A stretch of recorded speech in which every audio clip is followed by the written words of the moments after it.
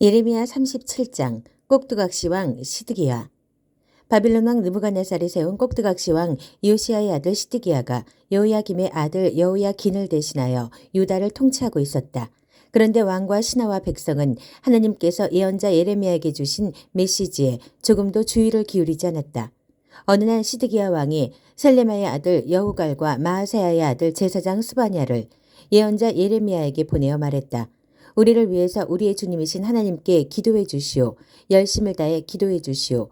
그때는 예레미야가 백성 가운데 자유롭게 드나들며 활동하던 때로 아직 감옥에 갇히기 전이었고 바로의 군대가 이집트를 출발해 진군해 오고 있었다. 예루살렘을 포위하고 있던 갈대아 사람들이 이집트 군대가 오고 있다는 소식을 듣고 예루살렘에서 물러갔다. 그때 하나님께서 예언자 예레미야에게 메시지를 주셨다.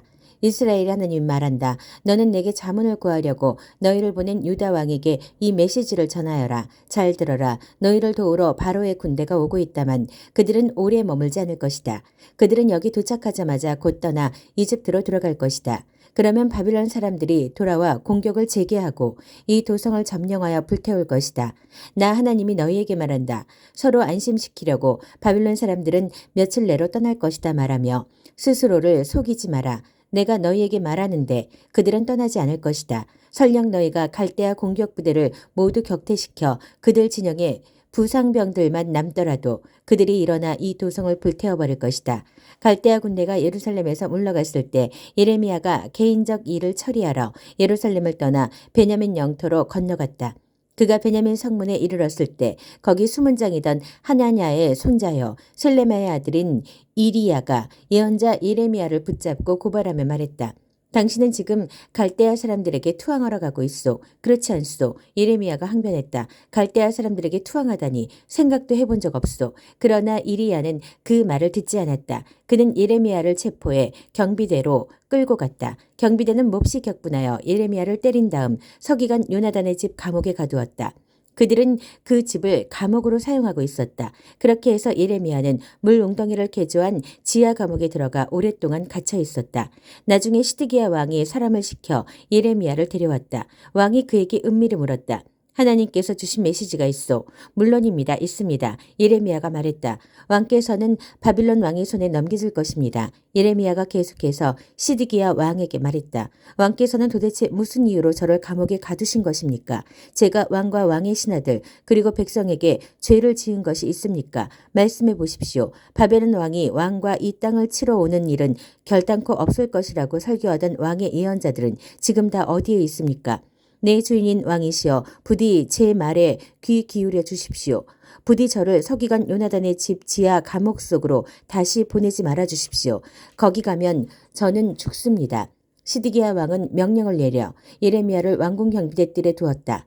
거기서 예레미야는 도성에 빵이 동날 때까지 빵 굽는 자들의 골목에서 매일 빵을 한 덩어리씩 배급받았다. 이렇게 해서 예레미야는 왕궁 경비대 뜰에서 지내게 되었다. 예레미야 38장 예레미야가 웅덩이에 갇히다. 예레미야가 온 백성에게 전하는 말을 마단의 아들 스바다와 바스울의 아들 그다랴와 셀레마의 아들 유갈과 말기야의 아들 바스울이 들었다. 하나님의 메시지다. 이 성읍에 머무는 자는 누구든지 죽임을 당할 것이다. 칼에 찔려 죽거나 굶어 죽거나 병들어 죽을 것이다. 그러나 바빌론 사람들에게 투항하면 목숨을 부지할 것이다. 하나님의 분명한 말씀이다. 이 도성은 반드시 바빌론 왕의 군대에게 멸망당할 것이다. 그에게 점령당할 것이다. 신하들이 왕에게 말했다. 부디 이 자를 죽이십시오. 그가 살아있어서는 안 됩니다. 그가 계속 저런 말들을 퍼뜨려서 아직 도성에 남아있는 군인과 온 백성의 사기를 떨어뜨리고 있습니다. 이 자는 이 백성이 잘되기를 바라지 않습니다. 그는 우리를 망하게 하려는 자입니다. 시드기야 왕이 말했다. 그대들 생각이 그렇다면 뜻대로 하시오. 내가 무슨 힘이 있다고 그대들에게 반대하겠소. 그래서 그들이 예레미야를 붙잡아 왕궁 경비대 뜰에 있는 왕자 말기야의 집 물 웅덩이에 빠뜨렸다.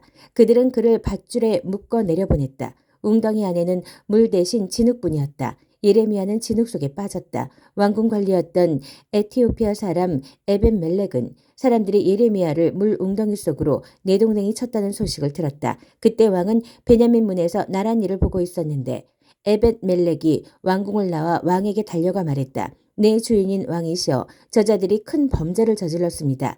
예언자 예레미야를 굶겨 죽이려고 그를 물 웅덩이 속에 던져 넣었습니다. 그는 죽은 목숨이나 다름없습니다. 지금 도성에는 빵 한 조각 남아있지 않습니다. 왕은 에티오피아 사람 에벤멜렉에게 명령을 내렸다. 사람 3명을 데리고 가서 예언자 예레미야가 죽기 전에 어서 물 웅덩이에서 꺼내어라. 에벤멜렉이 사람 3명을 구해 왕국 의복 창고로 가서 해진 옷 조각 얼마를 얻어 하나로 묶고 밧줄과 함께 물 웅덩이 안에 있는 예레미야에게 내려보냈다. 에티오피아 사람 에벤멜렉이 아래에 있는 예레미야를 부르며 말했다. 양쪽 겨드랑이와 밧줄 사이에 이 해진 옷 조각을 끼워 넣으십시오. 예레미야가 그의 말을 따랐다. 그들이 밧줄을 당겨 예레미야를 물 웅덩이 밖으로 꺼냈다. 그러나 그는 계속 왕궁 경비대 뜰에 감금되었다.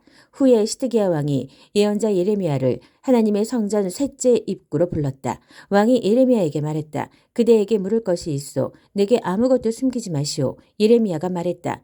제가 사실대로 말씀드리면 왕께서는 저를 죽이실 것입니다. 제가 무슨 말을 하든지 왕께서는 귀 기울여 듣지 않으실 것입니다. 시드기야가 그 자리에서 예레미야에게 은밀히 맹세하며 말했다. 우리에게 생명을 주시는 하나님께서 살아계심을 두고 맹세하는데 나는 결코 그대를 죽이거나 그대의 목숨을 노리는 자들에게 넘겨주지 않을 것이오. 예레미야가 시드기야에게 말했다. 만군의 하나님 이스라엘의 하나님의 메시지입니다. 만일 내가 바빌론 왕의 장군들에게 투항하면 너도 살고 이 도성도 불타지 않을 것이다. 너의 가문은 살아남을 것이다. 그러나 내가 바빌론 왕의 장군들에게 투항하지 않으면 이 도성은 갈대아 사람들의 수중에 들어가 모조리 불타 없어질 것이다. 그들의 손에서 빠져나올 수 있을 것이라는 생각은 꿈에도 하지 마라. 시드기야 왕이 예레미야에게 말했다. 그러나 나는 갈대아 사람들에게 먼저 투항한 유다 사람들이 두렵소. 그들이 나를 손에 넣으면 나를 매우 거칠게 다룰 테니 말이오. 예레미야가 그를 안심시켰다. 그들의 수중에 떨어지는 일은 없을 것입니다. 부디 하나님의 음성에 순종하십시오. 저는 지금 왕을 위해 왕께서 목숨을 부지하실 수 있게 하려고 이 말씀을 드립니다. 왕께서 투항을 거부할 때 어떤 일이 있을지 하나님께서 제게 보여주셨습니다. 상상해 보십시오. 유다 왕의 왕궁에 남은 여인들 모두가 바벨론 왕의 신하들에게 끌려갑니다. 그들은 끌려가며 이렇게 말합니다. 그들이 내게 거짓말을 했다. 친구라고 믿었던 자들이 너를 속였다. 이제 진창에 빠져 옴짝달싹 못하는 내 꼴이라니. 내 친구라는 자들 지금 모두 어디에 있느냐. 왕의 아내와 자식들 모두가 갈대아 사람들에게 넘겨질 것입니다. 그들의 손에서 빠져나올 수 있으리라 생각하지 마십시오. 왕께서는 바빌론 왕에게 붙잡힐 것이며 그가 이 도성을 불태워 허물어 버릴 것입니다. 시드기야가 예레미야에게 말했다. 오늘 우리가 나눈 대화는 비밀로 하는 것이 그대를 위해 좋을 것이오. 고관들이 이 일을 눈치채면 바로 달려와 말할 것이오. 왕과 무슨 얘기를 했는지 털어놓으시오. 남김없이 자백하면 목숨을 살려주겠소. 만일 그런 일이 생기면 그들에게 이렇게 말하시오. 나는 다만 왕께 나를 요나단의 집 지하 감옥으로 다시 보내지 말아달라고 간청드렸을 뿐이오. 과연 고관들이 예레미야를 찾아와 물었고 그는 왕이 지시한 대로 대답했다. 그들은 결국 그냥 돌아갔다. 그 대화를 엿들은 자는 아무도 없었다. 예레미야는 예루살렘이 점령당하는 날까지 왕궁 경비대 뜰에서 지냈다.